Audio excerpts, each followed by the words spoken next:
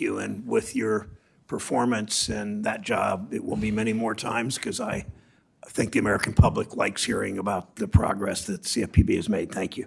2010, Congress charged the CFPB with enforcing our mortgage laws so that families would never again face the types of predatory loans and practices that devastated so many communities, destroyed so many people's financial lives in 2018, and did immense damage to the economy as a whole. What would it mean for homeowners in the mortgage market if CFPB didn't have a strong independent structure as Congress intended? Well, certainly, in as much that the Fifth Circuit's ruling is sustained, it will create major uncertainty in our mortgage markets. It will be difficult to lenders to know what the rules of the road are, and borrowers may not have the clear responsibilities and rights to safeguard them. We learned a hard lesson in the financial crisis when it came to predatory mortgage lending, and the reforms that we put into place have built a lot of resilience in the system.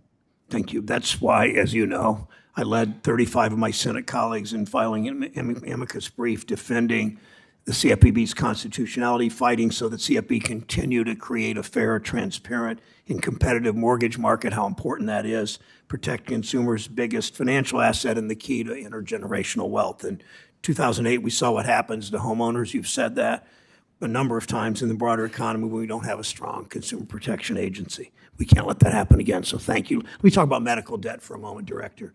41% of U.S. adults have medical debt. It's clear that accidents and sickness can happen to anyone, young or old, at any time. Yet medical debt can affect a person's ability to rent or buy a home. People with medical debt are hounded to pay and are often made to feel like a burden to society.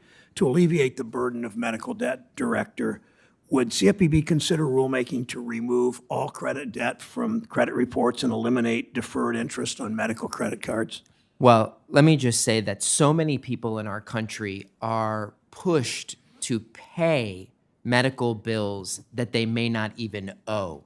Many of them have already paid it or are stuck in the loop between the insurance company and their provider, often getting duplicative or conflicting bills. And the concern that the CFPB has is that the credit report may be used as a tool to coerce people into paying something they do not owe.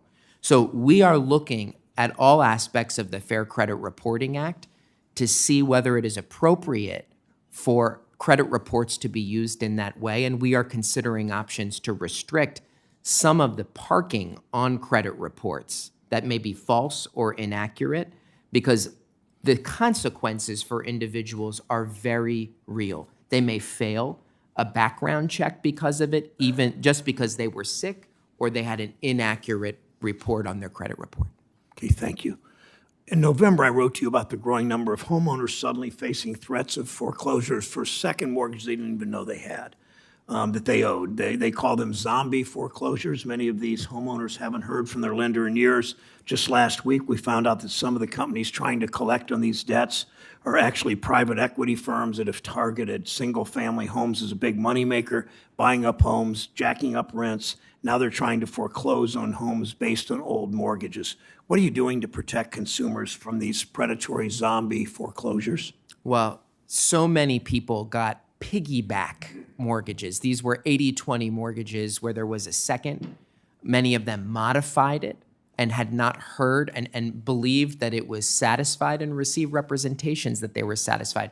We're now seeing some of those old second mortgages come back, and people are getting across the country foreclosure threats, even though they had already satisfied that.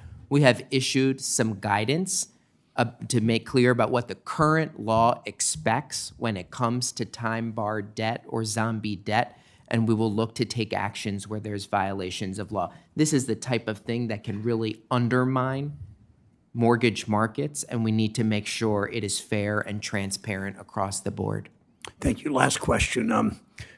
Sunday Magazine, New York Times cover story published a lengthy article just last Sunday describing how consumers desperate to improve their credit scores end up spending billions of dollars on questionable credit repair services. What's the CFPB doing to protect consumers from some of these from shady credit report outfits that charge consumers big bucks but fail to deliver lasting results? Well, so much of people's lives are determined by that 3-digit score, that credit score, and people will go to great lengths to fix it.